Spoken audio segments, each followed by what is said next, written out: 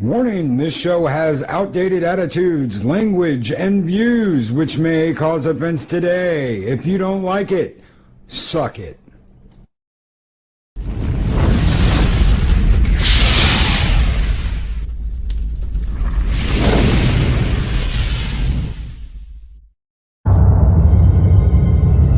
This video is not intended for children. Viewer discretion is advised.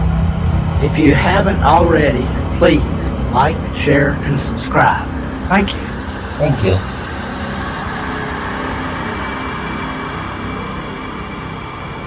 Humanity, look how far you've fallen.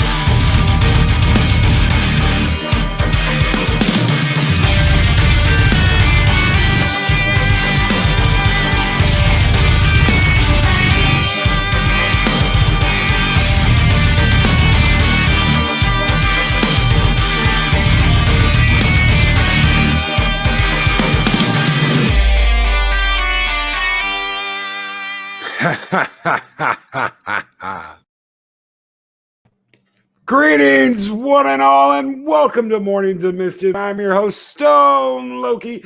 Good morning, Castle. Good morning, Mark the Infinitely Tired. Good morning, Loriana Creel, Yodam of Darkstar, Pooper Valkyrie, and Samantha Joe. The Valkyries are here this morning. Good morning. Good morning, Curry. Good morning, Jeff Franklin, Jedi Bill 797. Good morning, Pop Culture Avenger, Project Storytime. Chris Persia, the Wrench of Wrenches, is here. Doctor and author, Adega Outlaw, Lee Anthony Daniels. Good morning. Good morning, Lori Roberts. The Destructor is here, ladies and gentlemen. How is everyone doing this morning? I'm glad you guys like the new intro. Thank you so very, very much, guys. It is absolutely wonderful to be back this morning after a wonderful weekend. It was absolutely wonderful weekend. Derek McManus, good morning. Lady Miss, the Guardian of the Void, is here. Good morning. I hope each and every one of you had a wonderful weekend. I know I did. I guessed it a couple of times on a couple of channels. It was fun. I loved getting to hang out with my boys over at Echo Base Network on Saturday. That was absolutely positively a fucking blast. Mountains of Elysium, good morning. Man, guys, it is so awesome to have you all here this morning. Thank you. Thank you so very much for popping in and hanging out with us this morning. So, Animaniacs. Can you guys believe I saw that trailer, the Jurassic Park trailer for Animaniacs, and I was absolutely positively blown the hell away. It was funny. We got to find out that Pinky and the Brain is coming back. They pretty much told you, well, you know what? This is going to be Animaniacs because guess what? We're going to make a lot of money. Animaniacs is going to rock like it used to. It's the same characters. It's the same kind of humor. It's just in widescreen. And I was like, this is how you sell a cartoon. Look at them. They look perfect. They look exactly the way they used to. They sound exactly the way they used to. It's the Warner Brothers and the sister. I completely lost my shit as I was watching this Jurassic Park trailer. And I'm like, okay, hope has been restored. Hope for humanity has been restored. Maybe this is the point where we can all go, hello, nurse. Yes, Trinoculus P right there. Right there. Yes. Keely Chow, suck it, Discovery. Yeah, Thursday. Yeah. Lorena Creel is like, oh my God, Animaniacs is back. Animaniacs is back and it looks awesome. Lorena Creel. They even joked about how this kind of cartoon has been extinct since 1998. I was like, holy shit. Yes, it has, and it looks like it's going to be good. It actually looks like it's going to be good. It sounds like it's going to be good. How fucking excited can you get when you see something that you absolutely loved when you were younger, and they're like, yes, we have taken the care to make sure that we bring the actual Animaniacs back, not some bullshit woke copy. And we're going to have it in widescreen. We're going to enhance it, but we're not going to screw with it. We're not going to screw with the formula. And then they dropped it. They dropped it when they said, and we're bringing Animaniacs back. And the guy who's playing Grant from Jurassic Park, like, excuse me, can you say that again? We're bringing Animaniacs back. We're bringing Pinky and the Brain back. And they're just like, holy shit. Holy shit, they're bringing Pinky and the Brain back. We're Pinky and the Brain. What are we gonna do tonight, Brain? What we do every night, Pinky. Try and take over the world. So I'm excited. Zany to the max. Chris Berger, right there. Yes. Will they be zany to the max? Yes. So we can just sit back and relax? Yes. We'll laugh till we collapse? Yes. And Bird of Prey 5, Kaplan, good morning, Bird, Pinky, and the Brain. Yes. What are we going to do tonight, Brain? What we do every night, Pinky. Try and take over the world. So I am excited. I am absolutely positively excited. I dig it out loud. I think so, Brain. But where are we going to find rubber pants at this time of night? That's right. That is right. They better be going out looking for rubber pants. I can't wait to see it. I cannot wait to see Pinky and the Brain. I cannot wait to see Animaniacs. I am excited, and I'm letting myself get excited about something for the first time in a long time. I'm usually very cautious. I was very cautious when I heard they were going to do this. I was like, they're going to fuck it up. But then I saw the Jurassic Park trailer, and I just said, okay, they're bringing it back.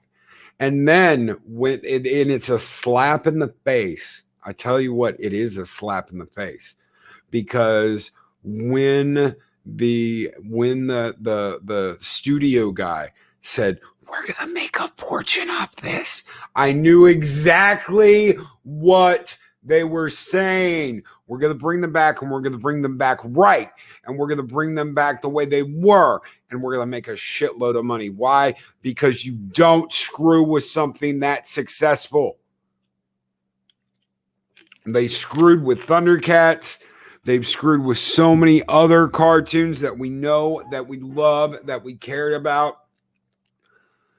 It's Pinky and the Brain and Animaniacs, and you cannot do that. You have to bring them back the way they were, but in widescreen. And that's pretty much exactly what they said they were going to do. So, guys, I have a wonderful guest coming on the show this morning. His name is Mad Martigan. Some of you may know him. Some of you may not know him. But from what I hear, he is absolutely zany.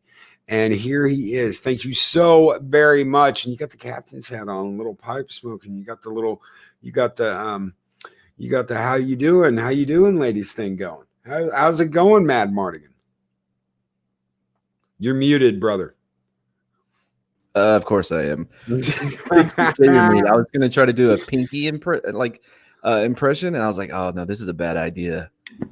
No, it's absolutely wonderful. No, don't do that. I'm excited. I haven't heard about the Animaniacs, man. That's exciting. Yeah, they're back, and it's the actual Animaniacs. I'm completely blown away. I'll keep saying that, too, because I honestly am blown away that they're bringing them back, and they're bringing them back the right way. that's the way it looks. I mean, like you said, I'm always, whenever anybody says like what should be remade or like talking about something that's being remade, I'm like, no, I don't trust it. Not in this year. No, not in 2020. No, absolutely not. Anything that comes out from your childhood, you're like, oh no. Yeah, it's no. Like salute your swords. Like don't touch it. But that's an old Nickelodeon show for 3 people that got it. And Lorena Creel, yes, Mad Martigan is on with Loki. Lorraine is the best. Like I'm gonna be on her lunch break. Oh, you're gonna be on you're gonna be on the lunch table of the official Fandom Menace. Yeah, Nice. yeah. I'm excited for that one. That's where all the cool kids hang out. By the way, I think I know why I feel okay about this Animaniacs thing, because ever since WB was bought up by AT&T, I don't think AT&T is playing the bullshit with them, like with the Zack Snyder cut. They're like, no. There's money to be made here. That's right. Get it done. So yeah, I feel like, okay. I can't believe AT&T is my savior. All right. Weird. I was always a Southwestern Bell guy. For anybody who doesn't know what that is, yeah, that is crazy. Southwestern Bell was a thing. I don't even know if they're still a thing or not. I don't know. Weren't they broken up because of a monopoly? I think so. Yeah, but yeah, AT&T.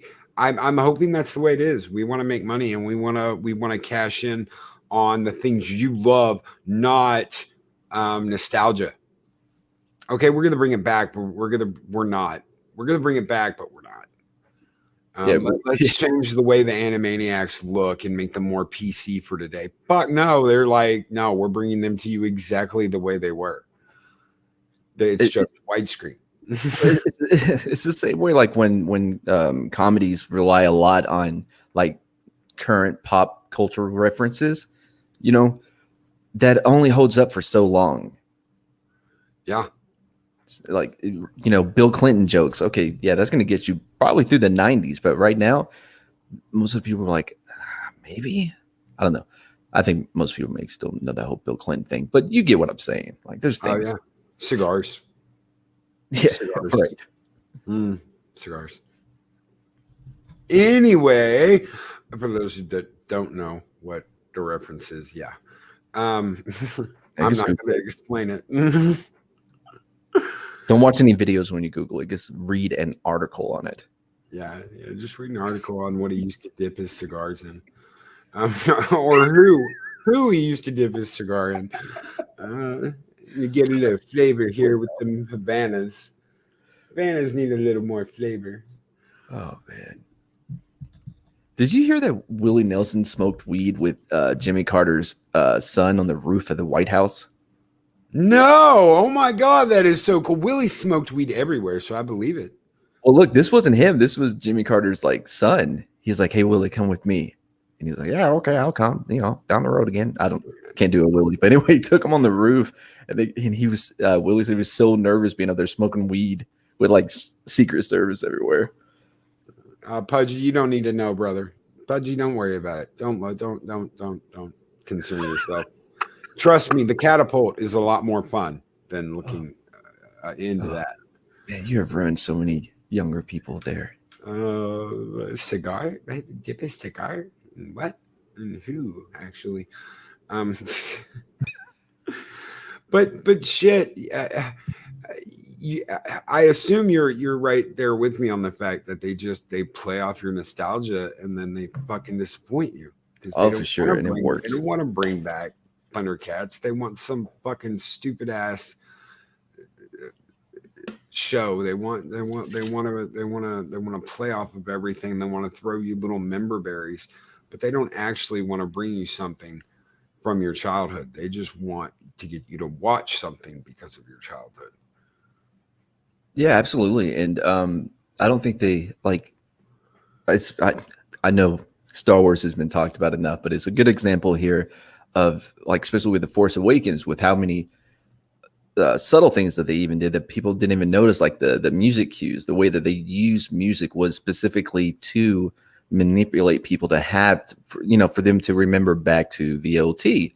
The way they use the Luke Skywalker's theme. There's a great video. I have no idea who he is, so you're gonna have to do some work and find it on your own, chat. And he breaks down like all of the scores and how they were used specifically to manipulate you into feeling a certain way. And the argument, the defense on this is like, well, I mean, look how much money they made, like with The Last Jedi. Like, yeah, okay, people say that it, did this, but it made over $1 billion. And it's about the revenue that was lost more so than it is what they actually made. Because if it would have been a good product, it could have made so much more. And it's shocking that we're still in a place to where these companies like Disney, who do have a board to answer to, the board is not like, hey, dum-dums, like, what are y'all doing? I mean, we can make so much more. We didn't buy, Lucasfilm to to make, a little bit here and there. No, we made it to make 4 or 5 times more. And I think that's a lot of them think in that way, is not so much just making a profit, but making a profit like the max amount possible. Yeah, someone the other day was talking about Netflix, and they were arguing with somebody on Twitter, and the argument came down to, well, the investors injected a huge cash infusion into Netflix when their stock dropped, and that's what investors are for. And I said, no, hold the fuck on there. No, investors are there to make money. Yes, they buy the stock, but they are there to get a return on their stock, not inject their own funds into a company that's dying. The investors aren't there to spend more money on stock they've already bought. They are there to make money off of the stock they've bought. That is the whole point, is making money off of stock that you have bought, not putting more money in and not getting more stock. Yeah, for sure. Yeah. The Netflix thing, though, like they've for years, I don't know if they still do, but they've been operating, at a loss anyways. It's all about like future. I'm not a economic guy, but the way I understand, like the future earnings, like possible, yes, or whatever, is what they've been banking on, and people have been investing basically in them for a profit to come. A lot like what Uber had going for them, and Lyft and companies, a lot of startup like the tech stuff. Got to spend money to make money, right? But Netflix has been around for a long, long time, back before there was even a streaming service. Netflix has been around, and when they started putting all that money into their own series, just we're going to have series, multiple series, and we are going to have them on Netflix exclusively. I totally get that. You're going to have to spend a shitload of money on that. When you produce something like the Daredevil show and the Marvel shows and the Punisher, you are working on putting something there that's going to draw people to your streaming service. Well, we've got the whole Marvel series lineup thing. We've got Daredevil, we've got Punisher, we've got Iron Fist, which completely sucked ass. We've got Jessica Jones, which completely sucked ass. They even did the Defenders with the whole group of them hanging out together, and for almost like a mini series.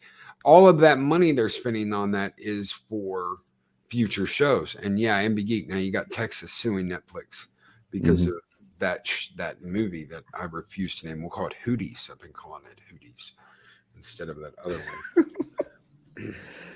I get why, man, but yeah, like that's why you see a lot of shows on Netflix get canceled after 2 seasons, because they've already maximized how many new subscribers that particular show is going to bring in. So now what are you really burning? Like retention, of course, you know what I mean? But like at a certain point, when does the amount of money, and they spend a lot of money on their stuff, but the amount of money you're spending on a series just to keep the amount of subscribers versus investing that in a new show that could possibly attract new people in. Yeah, and that's why I was completely like blown away with Amazon's decision to pick up The Expanse, It's like, well, we're going to save the show. We're going to spend all this money. And of course, Amazon's got the fucking money. It's like, oh, what we're going to spend 400 million on this shot, drop in the bucket for a first season. And you're like, damn. And Fat Steven, we all ate Gavin Newsom. I always say ate. I never say beat up. Have you found the homeless nose yet, Matt? You're ignorant. Like I was just talking about that exact thing in the back. Oh, shit. By the way, I hope like Andrew has yelled at you about that IGN shit. This guy set me up, man, on shenanigans. He's like, hey, use this burn on Andrew. Trust me, it'll go over great. And I say it, and oh man, you think you would have thought I was calling somebody like, you know, a fatata, like everyone was just solid, like just quiet, you know? And I'm like, oh no, that wasn't me. That was Fat Steven. He set me up. Like, yeah, sure he did. I threw him under the bus immediately. Thank you so much, Fat Steven. I don't know if you know about the skulls here at Mornington Mischief. I assume you've seen them. But you want to say it with me, brother? Wait, me? What? I'm sorry? Skull. Oh, yeah, skull, yeah. Cheers. Skull!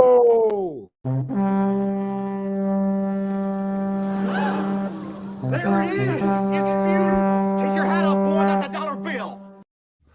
Thank you so very much, I Fat love that Steven. movie. Oh yeah, absolutely. And people die at the fair. I love that movie so much, man. I don't care. It's one of those like I know it's bad. I know why it's bad, but it hits me, man. It hits me right there. It's funny. Yeah, I love it. I think it's funny as hell. I thought Seth did a let's show our asses about the Wild Wild West. For sure. By the way, Expanse, is that worth me getting? I love Amazon Prime. Like Jack Ryan is a great show. Season 1 more so than season 2, but they're both good. You've never seen The Expanse? Nuh-uh. Do you like it sci-fi? I like sci-fi, but like not if I need like, okay, before you watch season 1, you're gonna need to read these 4 novels, this 2 series of comic books. Nope. You will go in being like, what in the hell is going on? But they explain everything. Okay. Yeah. So I'll check it out. No, there are books, but I refuse to read them until the series is over. When the series is over and they're done with it and they cancel it or it finishes, then I will go back and read the books. But the books, there's a whole bunch of shit that's different in the books. So you don't have to, no, you don't. And it's got a good cast. The physics are real. So when you see them, like, it's not like fucking Star Trek where, we're bending the laws of physics to go faster than any mortal man has ever gone before. No, everything is rooted in reality. So when they're on a ship and they're walking around, you'll see these little red lights on the back of their shoes. Those are magnetic shoes. They're literally like, and if something happens and let's say you are just traveling at regular speed, you're actually coasting. There is no gravity on the ship, but when they kick that son of a bitch into high gear, gravity sets in, so you are being pushed back. You do have to brace yourself. It's the way it should be. It's very, very realistic, very, very realistic show with some sci-fi trickery thrown in. Yeah, okay. That I'm interested now. Like, especially if you're going to do the face-off magnetic boot thing, which makes sense. I don't know why I've never seen that before in sci-fi. Like, just to have magnets on your shoes, that makes a lot of sense. Yeah. By the way, those boots in Face Off, those are actually from Super Mario Brothers movie. Really? I don't know why I know that. I did not know that. The bounce, I fucking what a movie. What a movie. I was like, oh my God, it's Super Mario Brothers. And I was like, this is not Super Mario Brothers. It's sad that outside of Sonic, it's sad that like that's still one of the better video game movies. Oh no shit. Now I like the first Resident Evil movie, but after that I was like, guys, you guys have like completely gone off the fucking deep end. Yeah, it fell pretty quick after that. Mortal Kombat is great. Not in like if somebody watches it without any context, they're like, no, this is not good at all. But like if you had the context, if you were there playing Mortal Kombat, you know what I mean? Leading like it's great. especially compared to Street Fighter. I like Street Fighter. I do, Oh, man. It's I like Raul so Julia absurd. as Bison. I thought that was fucking wonderful. Raul Julia, of course, anything Raul Julia Amazing. played, he's like, I am Lord Bison. But the Ryu, like he does the Shoryuken, but he just kind of like spins around on his feet. I was like, what in the hell Oh, happened? listen, his speech on that was just a Tuesday for me. Yeah, it was just a day. Amazing, and it's such a waste to be in this Van Damme movie. Like, it's such a good line. Well, that again goes to studio interference and them not knowing what the hell they were doing. Even the director didn't know what the hell he was doing. He was green as hell. They had no fight choreography. Mortal Kombat, they nailed that shit. They were like, okay, this is how they fight in the game. This is how we want them to fight in the movie. We need a badass fight choreographer, and they did not have that in Street Fighter.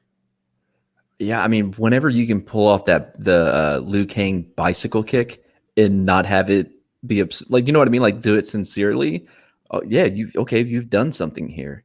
Yeah, You know, like comparing that. Here I go again in Star Wars. Comparing that to the Mary Poppins scene in The Last Jedi, like those two things are both absurd, you know. But somehow Mortal Kombat was able, like, oh no, I'm buying into this. You know, but on the other, like, what the fuck? yeah. I remember going to see that with a friend, and one of our other friends bailed. He's like, "Man, I'm not going to go see that fucking stupid fighting movies." And we got back, and I was like, "Dude, it was badass. You missed it." He was like, "Seriously?" I was like, "It wasn't Street Fighter." And he goes, "Awesome! I'm so fucking pissed. I missed it." I'm like, "Yeah, dude, it wasn't Street Fighter." Oh shit! It's the little things in life. Yeah, and it had what's her name from Billy Madison. Yes, as Sonya Blade. Oh, Yes, it did. Even the chick they had playing Katana was good. mm-hmm. And then they fucked it up with Mortal Kombat 2. Boy, man, you want to talk about immediately just taking a shit in the bed like just so quickly, you know? They just did not build on it. No. Well, that was 3 movies. That was 3 movies in one. They had planned on having this series of movies, and they just tried to throw everything in that one movie, and it just didn't work. It didn't work. As Scotty always said on Star Trek, the more they overtake the plumbing, the easier it is to stop up the drain. The same thing happened with Alien 3, too. Yeah, imagine what that could have been like if they would have let what's his name, the director. Yeah, instead of letting him walk, let him do it his way. Yeah, for sure. Like, that brings back Zack Snyder shit. Yeah, well, yeah, because like I mean, I get it from the studio viewpoint of like, you know, they're investing a lot of money into this project, and if they're not feeling comfortable with it, I mean, it's theirs. If they want to go in, as long as, you know, their contracts allow them, because, you know, some directors will have like final cut or whatever already in their contract or whatever. But yeah, I mean, it's their product. So if they want to go in and jack it up, then okay, do it. But, you know. And Soul Assassin, heard the Mortal Kombat anime was good. The last one, the one with Scorpion, I was like, oh my God, he's cutting people in half and long ways and sideways and down ways and front ways and back ways, splitting them right up the back end. I was like, holy shit, that's absolutely epic. That last Mortal Kombat movie, the animated movie with Scorpion, I forget what they called it, Scorpion's Rage or some shit. I was like, holy shit. They killed the Lin Kuei kills his entire clan. He goes to the Nether Realm, comes back as a fire demon, killing everyone trying to get to Sub-Zero, and you're just like, yes, this is how you make a badass Mortal Kombat anime. Speaking of Scorpion, by the way, anyone in the chat that subscribed to me and you used the low kick from Scorpion in one of the earlier games, you can unsubscribe to me because you're an asshole.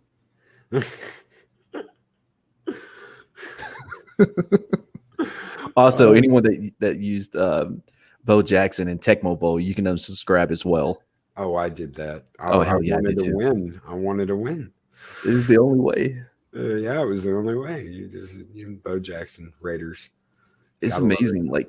Like I remember, up, up, down, down, left, right, BAB. Like it's just burned into my memory from Contra. And like the same thing with like phone numbers. Like I can name off probably 10 numbers of friends and family, because we had to memorize these things. But now, put a gun in my head and ask me for one number. Yeah. It's not happening. And Colin P. Smith, Loki, Mad Martigan. There is an audible of the original Alien 3 script. I have the original Alien 3 script. Oh. Starring Lance Henriksen and Michael Biehn. Sadly, no Ripley, but I suppose they couldn't get Sigourney Weaver. Yeah, and then they were gonna do the god worshipping planet with the tall grass. When I heard about that, I was like, "Holy shit!" That's where they stole the idea of that thing in Jurassic Park with the raptors. That whole thing with the tall grass. Yeah, they were gonna have these people out working the fields, and you see the aliens hauling ass through the tall. It was corn stalks. So you see the aliens hauling ass through the corn stalks to kill the people and like spreading out and surrounding them to kill them. Yeah. I was like, "Holy shit, that sounds badass!" And they didn't do it. Oh man, yeah, they did it in the Lost World. Baby Doll Fire with a $5 super chat. Just had to drop it and say that Dot is my hero. She taught me that as long as you're cute, you can get away with anything. Love Animaniacs. Thank you so very much, Baby Doll Fire. And if you want to say it with me, bro, yep, I'm with you again. All right. Skull.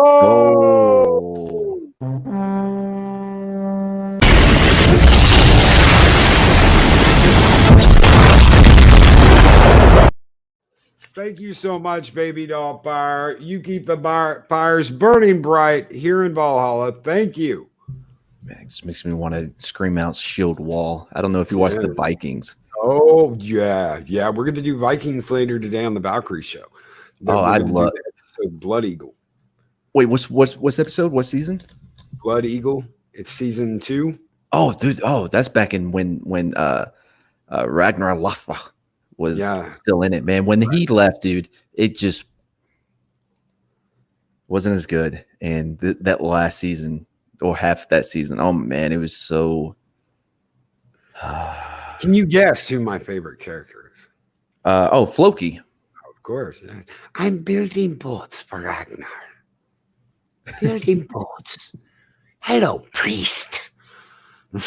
Oh, he's good, man. I mean, yeah, that show was so good. Like this last half season or whatever, Lagatha, like she had 2 episodes of a goodbye for her. Yeah. But Ragnarok, they throw in a hole with snakes and we'll have a memory flashback for 3 seconds here and there, but that's it. It's just, well, you knew he was going to go out. I mean, I knew he was going to go out, and they're going to focus on Bjorn. I'm not going to ruin anything for anyone, but they're anyway. Because I can't talk about it. I like Boneless. I really like him. I think like he. Oh, Ivar, yeah. Like he has those like mannerisms. Him and the other the one they care less about on the show. The other son. Oh yeah, not Fitzig. Oh man, I'm blanking on his. He's married to the girl that looks like an owl. Yeah. I forgot his name, but I think he's Uber. Yeah. I think he's the most, as far as like in just the way he holds himself and his like those that Ragnarok look, like I think he's like the closest. You know what I mean? He reminds me the most. And he's used the least, but he reminds you the most of Ragnar, and he's used the least. Yep. And they really screwed with Bjorn. Man, they have screwed with Bjorn. I don't get it. What's going on with him? So, but he'll be back. Yeah. Stephen White, did you watch Raised by Wolves, Loki? I have not had the chance. I have not I had the have. opportunity. I heard the last episode completely sucked ass. No spoilers. Oh, really? Oh, Yeah. no, I don't.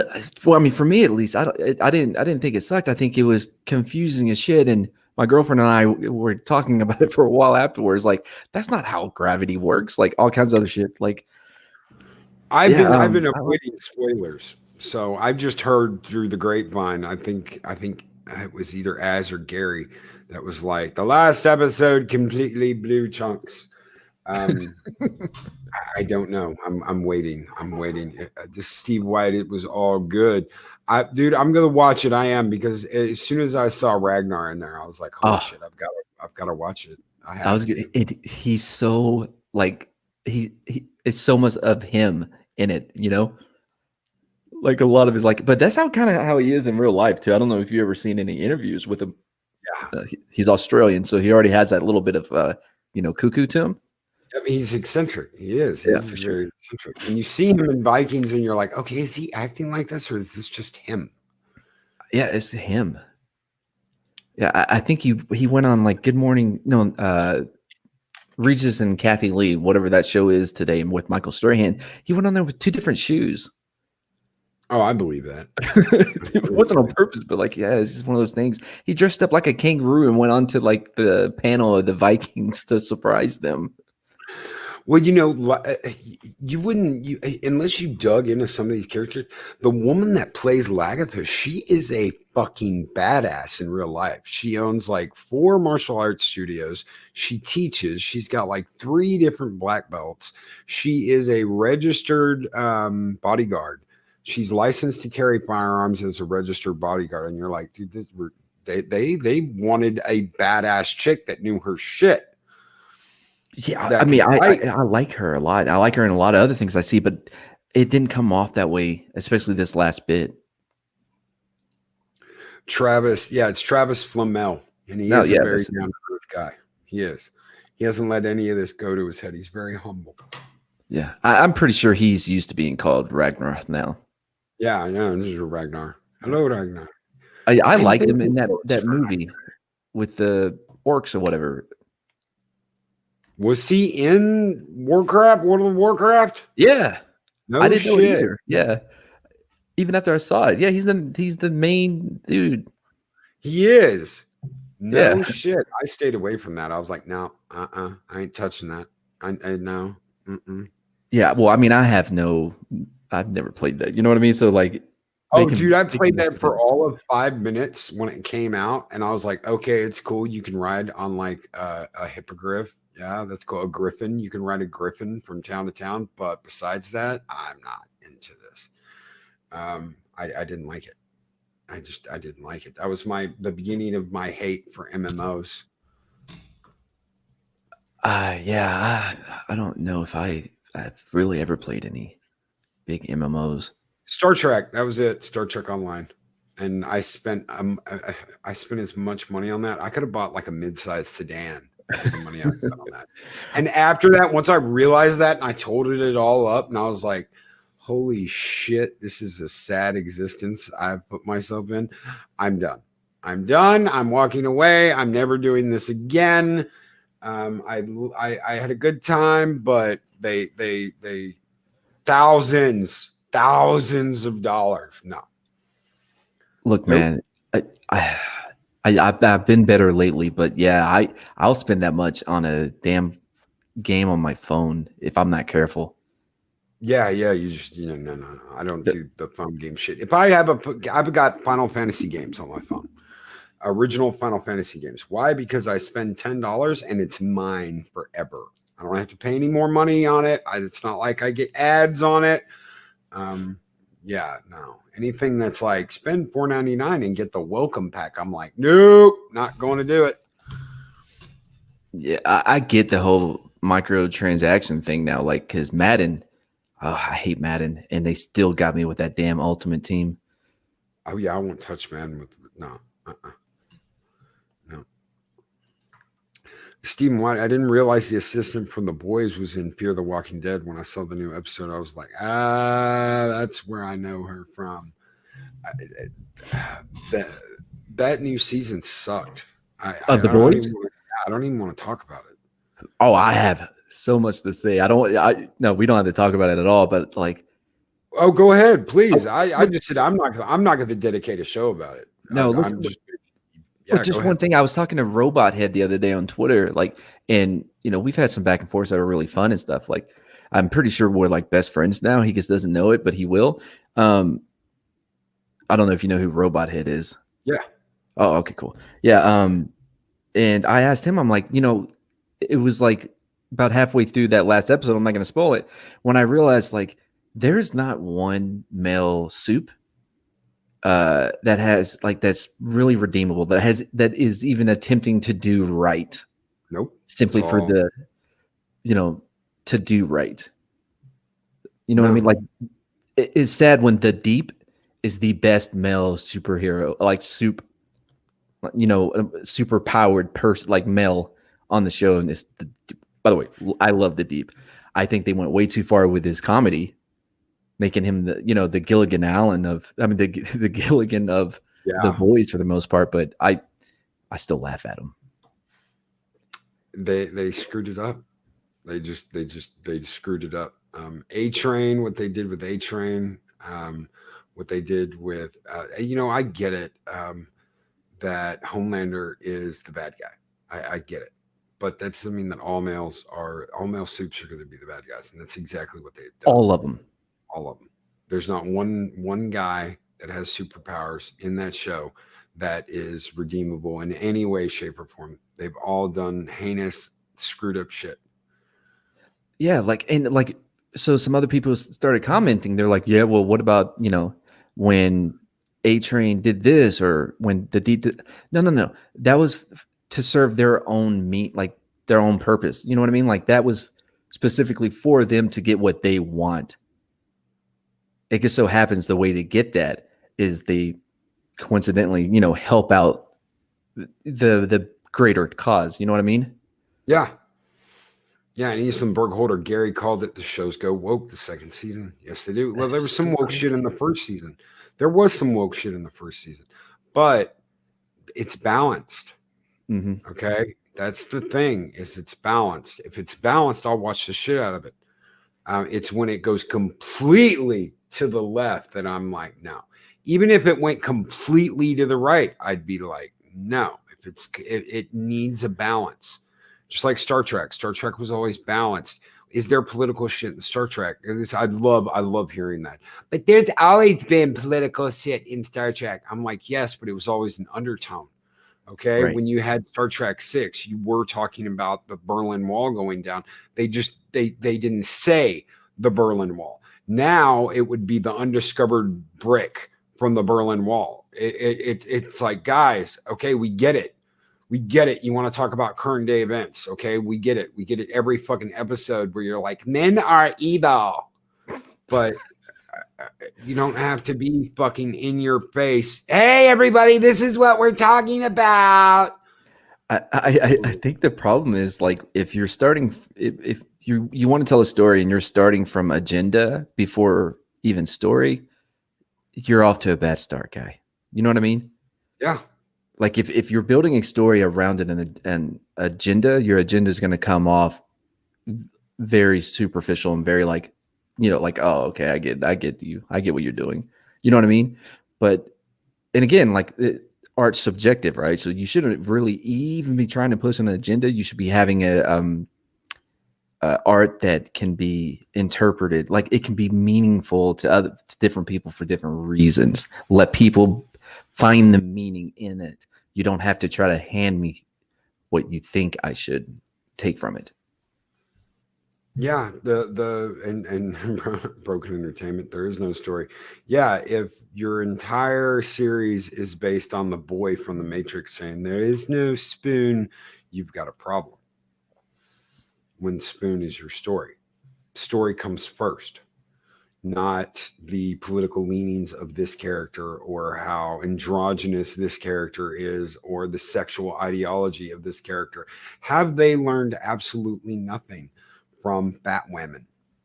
Okay, we get it. Kate Kane is a lesbian. Okay, there's nothing wrong with that. Absolutely nothing wrong with that. But when you build your entire series around, oh my God, she's a lesbian, you're just making it. You're making it unwatchable. Okay, should she be proud to be a lesbian? Sure. Is there anything wrong with that? No. But guys, come on, that shouldn't be what the whole fucking series is about. The series is supposed to be about Batwoman and Batwoman being cool, not Batwoman being a fucking joke. Oh, we've got hatchets in the Batcave. We've got bat hatchets. Okay, you've got hatchets. The weapon vault opens and you've got a crossbow and hatchets. Is there a carving knife in here? This cave will be wonderful when it can fit a woman. The amount of bigotry found in Gotham City against lesbians is unlike any real place. I get it. Gotham's a made-up place, but you can't sell me that this is the real world. The amount of hate it's in modern day. Could you imagine? Okay, I know. I can imagine. If I was a lesbian, I can imagine that. And I was watching the show, I'd be pissed. Oh, for sure, man. I would be pissed. But what's crazy is every once in a while I'll be surprised by something like randomly the other night on HBO. My girlfriend and I watched Ready or Not with Hugo Weaving's niece in it, who I thought was Margot Robbie, or Margot's Robbie's sister with the crazy eyebrows. Turned out was neither one of them. But it was great. It was fantastic. What was interesting was like it had like Knives Out is horrible. Yep. But it was like, oh, okay, so this is what Rian Johnson was like wanting it to feel like. They're completely different movies, you know. It's just the whole family and money and kind of set in this big house or whatever. Like there's some similarities between them. It's just Rian Johnson did not do it right. And I thought Ready or Not, and female protagonist, I get a lot of shit. You know what's funny? It's fantastic. Bought every bit of it. In today's age, there are no poor white people. I mean, I don't know about you, but I grew up poor as fuck. We were having like tortillas with peanut butter spread on them. We were that fucking poor. I did not grow up in white privilege. I didn't fucking grow up in white privilege. I grew up in fucking South Houston. I went to junior high and high school at South Houston. Don't tell me about white privilege. I was the minority. It's not. People grow up where they grow up. It's not black, white, brown, yellow, orange, green. It doesn't matter what the fuck your skin color is. And you don't hear me bitching about it. You don't hear me bitching about it and say, oh, it's so unfair that some black family that grew up in fucking Beverly Hills, down with them. No, you grow up, you deal with what you got to deal with. You know, whether you're fucking homeless, whether you got a mansion, whether you grow up where you grow up. What the fuck does that have to do with anything? Yeah, I had tortillas, Visigoth. I grew up in East Texas. I grew up on a cattle ranch. Well, on my dad's side, my mom's side, I grew up in probably about an hour away from Casper, Texas. I know you remember what happened in Casper. Yeah. Yeah. And where I grew up, all the black families lived in two areas. You had Papastown and you had Moore Station, right? And you would rarely find any black family outside of those two areas, except at my house where my stepdad was black. And I, growing up, nobody none of the kids were allowed to come over, because of him. And it wasn't that it was, the racism wasn't like Rosewood level of racism. You know what I mean? But I definitely did notice it. And especially reflecting back on it now, I'm glad that I had that kind of a window into into Yep. some of that. Because Yep. like once I hit high school and everybody had vehicles and stuff, like none of the parents thing like really mattered. Because everybody like it wasn't at our generation that was really the problem. It was the ones before us. And you see that with each generation, that whole thing is just lessened. You know what I mean? Even with the parents being an influence, the peers are just as much important when it comes to that. And so the further we're away from the really horrible time, it's not as bad. It's to the point now to where this is why they focus on unconscious unconscious bias and microaggressions Yeah. because if they don't, then they really don't have anything to be like, yeah, no, that's racist. Like everyone can identify what racism is. That's why they have to redefine what it means, Yep. so that they can still use it, for their benefit. No, I completely agree. You grew up in Texas. I grew up in Texas. I've seen that. I've seen isms and phobes. Mm-hmm. Okay, I've seen that firsthand. I've seen what it is. This whole shit they're crawling up and reaching out of their ass to pull out is not that. This whole but it's indebted deep in your psyche. No, you fuckers. No, that's not how it works. I've seen it. I've seen it firsthand. You guys have no idea. You want to see real? You want to see it real? Go into some of the parts of Texas, and you will see some real ass shit. I mean, but they're gonna be few and far between though, because I went back home and I'm like, and I was just amazed that that I was at this restaurant and my waiter was just openly gay. I'm like, wow, that's awesome. Like, no problem. You know what I mean? And this is like Sunday afternoon after church. Not an issue. Oh yeah, you go down to Montrose in Houston, it's like the fucking birdcage. It's raining men on Montrose Boulevard in Houston. Yeah, like a lot has changed. And that was when I was in my late teens, early 20s. Okay, you want to talk about the isms and the obes and all that shit. I knew a guy that used to go down there and do evil shit. And I'm like, what, dude, what does it matter to you? And then he comes out as gay later. I'm like, okay. Well, Yeah, right, that tends to be some inner built up aggression there. All right. Mm-hmm. Same thing with that Orlando nightclub. Yeah, exact same shit. And it's just like you guys are pulling this shit out of your ass and you don't even know what you're talking about. I doubt you've even ever been around it. But we're from California. That explains everything. Thank you. Oh shit. Who's the guy that played in Knives Out? Because people are still talking about Knives Out. Oh, James Bond. Yeah, James Bond. Why am I trying? I'm like Henry Cavill. No, that's Superman, asshole. Daniel Craig. Daniel Craig. Thank you, Daniel Craig. Yeah. I liked him in Knives Out. I liked his character. I was like, holy shit, he's got that southern twang. He's got that, that it's a little much. A little much, but it's cool. It's just, yeah, you're talking about a very, very rich, greedy ass people. That could be anybody. It's not just a white thing. You racist fucks. I haven't seen it in a while for me to really give you a breakdown of why I don't think it's that good. But like, even just real quick with Daniel Craig, like he was really bad at his job. Like he missed so many things, like her puking in the cup and the dog with the piece of the fence or whatever, or not the fence, but the thing on the side of the house or whatever. Like he was like, oh, I saw the blood on the shoe in the very beginning. Okay, guy, what about these obvious things?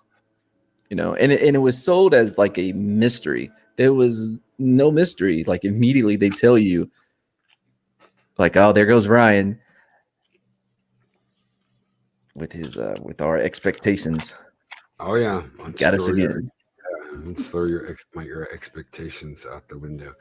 Your Daniel Craig theory sucked. Really? Subverting expectations. Yeah, like it reminds me of the M. Night Shyamalan twist. You got to have that twist in there. my God. The plants are alive, really. And they're pissed at humanity, really. What? Really. No. Come on. Fucking mock in there, man. I like Mark Wahlberg. Did you know by the way, his brother was the dude that killed Bruce Willis at the beginning of The Sixth Sense? Oh, shit. Donnie. Yeah. And Donnie Wahlberg. Donnie played Duddits. Was it Duddits from the Stephen King movie? I say that, Dreamcatcher. Did you like Unbreakable? I liked Unbreakable. I thought it was a kick-ass superhero. Yeah, I did too. It was different. Absolutely. That's a wonderful way to subvert our expectations. Yeah, no, I thought it was very interesting. It was a unique look into superheroes. I really liked it.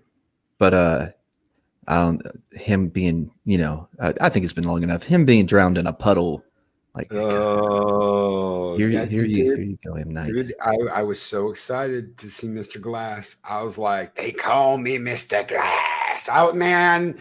Oh, like we're finally getting a sequel to Unbreakable, and then they fucked it up. I mean, I kind of get it. Like, what he couldn't have made it like there couldn't have been a sky beam that they had to fight and stop all the robots. If you hit the main robot, all the other robots will stop working. You know what I mean? He couldn't do that. I'm sure there was better ways for them to take it. But I guess don't know what would satisfy us, because Unbreakable came out really before you had this big boom to where now there's kind of expectations when you're going to see a superhero movie. You know what I mean? Yeah. So I don't know. I give him a little slack on that. And yeah, Darth Monkey Orath, there is a catapult on the roof of Valhalla. So yeah, and it's just there for Pudgy. Anytime he wants to go take flight, it's always ready. But yeah, dude, Unbreakable was just one of those movies that you don't see coming. And M. Night did an absolutely wonderful job. And then you see something like the plants are controlling people, and you're like, ah. It was gradual though, because then you had signs. I'm like, okay, all right, okay. That's weird. They flew all the way, here to a planet that's 98% water, and they didn't think about that when it's the one weakness. All right, that's okay. We're not going to chase that too far back. Go on. And then you had the village. I'm like, okay, all right. You're really starting to test me here, M. Night. And then Lady in the Water. I'm like, I'm done. Yeah. Come on, man. Why is his arm that big? The two with the one giant arm.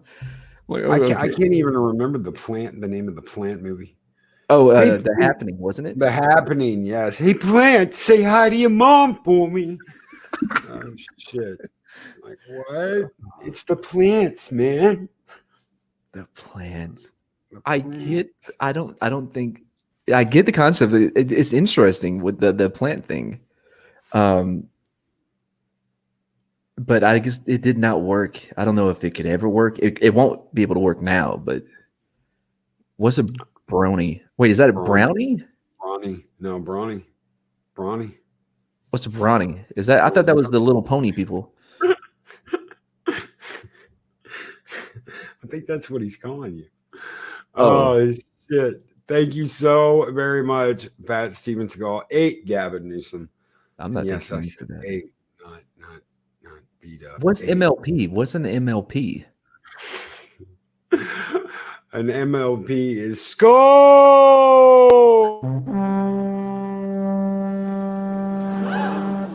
There it is! It's you! Take your hat off, boy. That's a dollar bill. Thank you so much, Pat Steven Seagal, 8, Gavin Newsom. And yeah, brownies are male My Little Pony fans. Oh, MLP, My Little Pony. Okay. My Little Pony. Yep.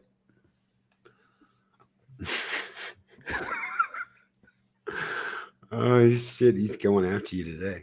Yeah, he is. And he should be apologizing for what he did to me with Andrew. What did he do with you with Andrew? We'll close out the show that way. What did he do with you with Andrew? Oh, it was the whole like on Shenanigans, you do the may your bacon burn, and you're supposed to say like, may the next time you go to the grocery store, you get a cart with a wobbly wheel, right? And Steven's like, oh my Mardigan, I got a waffle. I don't know how he talks. I can't do him. Yeah, so he's like, no, just say like, hey Andrew, I hope you're forced to work at IGN for the rest of your life. I'm like, okay, yeah, all right. Like, yeah, that's cool. I'll do it, right? He also had me use his avatar when I first got in there to trick them into thinking I was him. That lasted 3 seconds, but again, I didn't do any better with my impression that night as I did today. So I did it, and Andrew just, deadpan stare, and then everyone is just like mouth agape. I'm like, oh, it's a good one, Lorena. But yeah, I just kept waiting on someone to do something worse than I did. Just go on. You mentioned Orville Nation earlier. Just go on PJ's stream when Live at the Love Shack is on there. Trust me, it'll happen. I don't know if you're out there Live at the Love Shack, but so I'm on PJ's stream. I'll tell this story really quick. I'm on PJ's stream and I'm doing my whole shtick about why new Star Trek sucks. And the whole thing got brought up about how they have treated women of color in new Star Trek. I'm sorry, but they all suck. You've got insubordination. You've got mutinies. You've got murder. You've got laughing at someone getting killed by an asteroid. You have got insubordination. You've got a girl in LDS that basically has it any way she wants it on a ship that her mother runs, and she's still an annoying, insufferable biatch.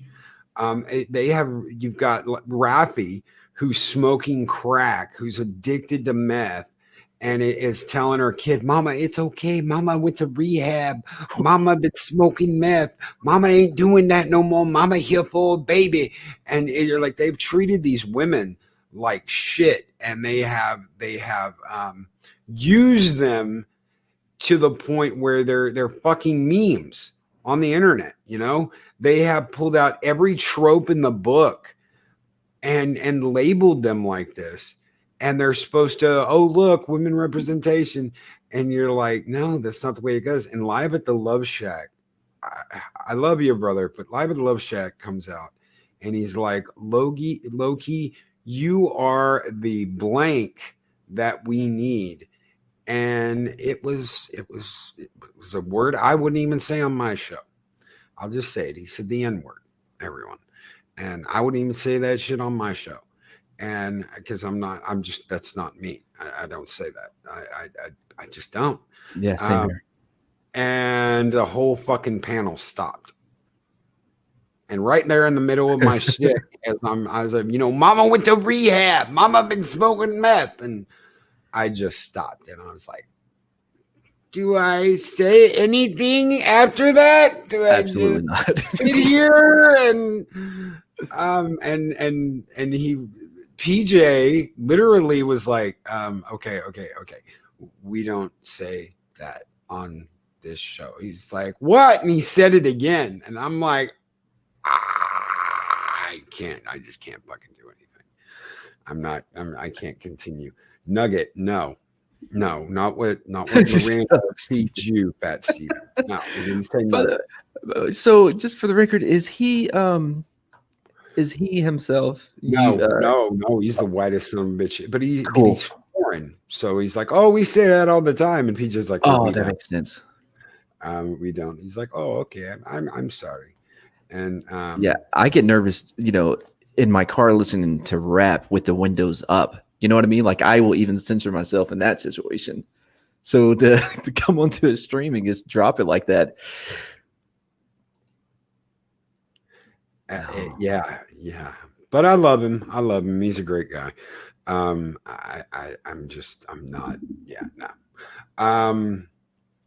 I'll say pretty much anything, but I'm not going to say that. That's one of the reasons why I get so pissed off when they sit there and point their fingers at me and like, you're this, you're that, you're white supremacist, you're a nationalist. I'm like, ha ha ha ha, bitch. I grew up in a more diverse area than you did, and I was the minority. So kiss my fucking ass. But so okay, we don't have time now, but see that's the trap you fall into, right? It's because like internalized racism, internalized white supremacy is one that they'll use against conservatives that are black, you know, and they have all of these terms, there's all these traps that they set for you to fall into, for you to be like, I grew up like this, or what, you know what I mean? Like, Yep. which we both, you know, could say, but like, well, hold on now, but that doesn't count. Like even with Bill Barr, was on Saturday Night Live. His wife is black. But that doesn't matter, though. In fact, that's racist that he is married to a black woman. Yep. Because that's fetishizing black. I mean, this is real stuff, you know. They're cooking their own batch and they're smoking it, and that pretty much is just they're cooking their own batch and they're smoking their own supply. Bill Burr, that's it. Yeah. Well, because they set it up to where it all comes from postmodernism, you know, where you're trying to break down everything, and the reason why critical theory is as big as influential as it is now is because they did the same thing, except they kept a couple objectives. One being that racism will always exist and it will always be around every corner, and there's nothing that you can do about it unless you're anti. That's why they use anti-racism instead of being again, like you can't just be not racist. You have to be anti-racist. And the reason they do that is because it helps bring people into this fold, this ideal, like this idea of thinking in how society, because it's all about power. Yep. You know, because a couple of friends, I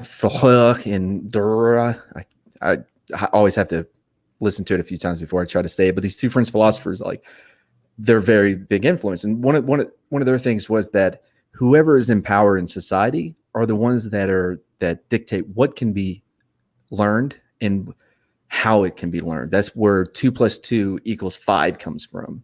Yep. And the cancel culture and they want to cancel the old style of storytelling. That is why this whole thing with Ryan Johnson went down the way it did of I'm going to subvert your expectations. They do not want that any longer. They want this different way of doing it. That way they can do it any way they want to. And the idea, I believe Adega was talking about this the other night on the Thursday show, the hypercritical, we are going to, critical theory. Thank you, Adega. Adega's right there to be like, critical theory own every time. It has to, simply because of its philosophy. Nothing can exist without having flaws and being criticized, even if you have to make it up. Yes, they are making normally that's correct, but in CRT specifically, critical race theory, they allow for the two objectives. The reason why, like postmodernism, they would fall into their own trap of being, you know, deconstructed themselves. It's because, you know, they challenge everything and nothing is objective. Everything, all knowledge and everything that you can know is subjective. You know, they get the way they circumvent that is by saying that, well, there are a couple objective truths. One being white people are horrible. Two being if you don't agree, you're horrible. You know, and there's sexism, like, again, and yeah, there's a lot to go into on that, because you have critical you have critical anti, like, colonism theory, critical gender theory, critical queer theory. Like, there's all these different branches coming from it, and it's so influential in college. We're gonna have to have another show just about that. Thank you so very much for being here today. I've absolutely had a wonderful time. You got to come back on the show. Oh, anytime, man. This was really great. I really appreciate you having me on. In Chad, I'm not going to do my normal Mad Martigan. Thank you, everybody. Latino, I see you out there. Thanks for trying to get me to 100. Guys, let's get Mad Martigan to 100. You don't have to. Right? Oh, I would absolutely love to. You do have a link, yes? Yeah, actually, I forgot the name. Earlier was throwing my link out. It was awesome. I saw that. Someone, Purple one of the mods, Valkyrie. purple. Yeah. Purple, if you could throw his link out one more time, guys, let's get Mad Martigan to 100 this morning. Check out his channel. If you like his channel, please subscribe and ring that bell. Check him out. He is on YouTube. You've been around for the last couple months since For sure. COVID started. Check him out. Purple has been throwing it out. Guys, let's get Mad Martigan. I'm going to check your channel. Even if you don't like it, still subscribe. Just don't click the bell. And that's not you. So, yeah. Bringing up, of course, it's bringing up fucking Willow, scenes from Willow. Oh, no, I'm sorry. So my channel is actually JMC Production. I think this may be part of the reason why it's so hard for people. Oh, no shit. Yeah. Well, because I wanted something that I could do other things. Like, so, I have the Tafa stuff. And I have really, that's all I have right now. But I have other ideas. Like this avatar is from an idea I have for a storytelling show. I have. You're at 99. No, that's not me. You're at 99. Come on, guys. One more when we get Mad Martigan up to 100. One more. You're at 100, brother. JMC Productions, 100 subscribers. Congratulations, sir. Well, I'm checking because you guys may be subscribing to somebody else, and he's really excited. No. Oh, shit, I am at 101. There you go. Yeah. Wow. Dude, I came in at like 85, man. That is awesome. Thank you. I know I give chat a hard time because it's usually filled with goblins, but this is the best chat on YouTube. We have the absolute best morning chat. Thank you so much. That's awesome. Thank you guys so very much. Thank you, chat, for getting Mad Martigan up to 101. Now I feel like I'm actually going to have to put in content. Like I'm going to put work into doing content now. They got hashtag blame Loki. I know I did. It's always my fault. But guys, we've got the Valkyries coming up in less than 50 minutes doing a episode of Vikings. I will be popping in to hang out and say things like, I'm building a boat for Ragnar. Gustav Skarsgård's my favorite motherfucker of all time. I'm ready to go check that out too. So everybody have a great day. Thank you so very much for being here. And we will catch you tomorrow. Have a great one, everybody. Bye, guys. Thank you.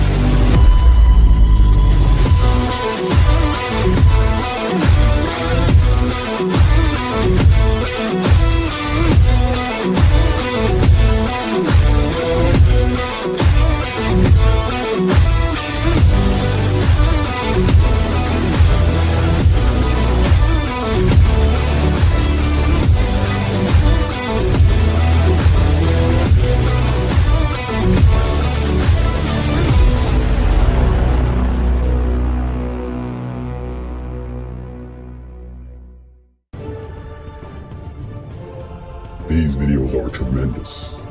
Like, comment, and subscribe, and hammer that notification bell.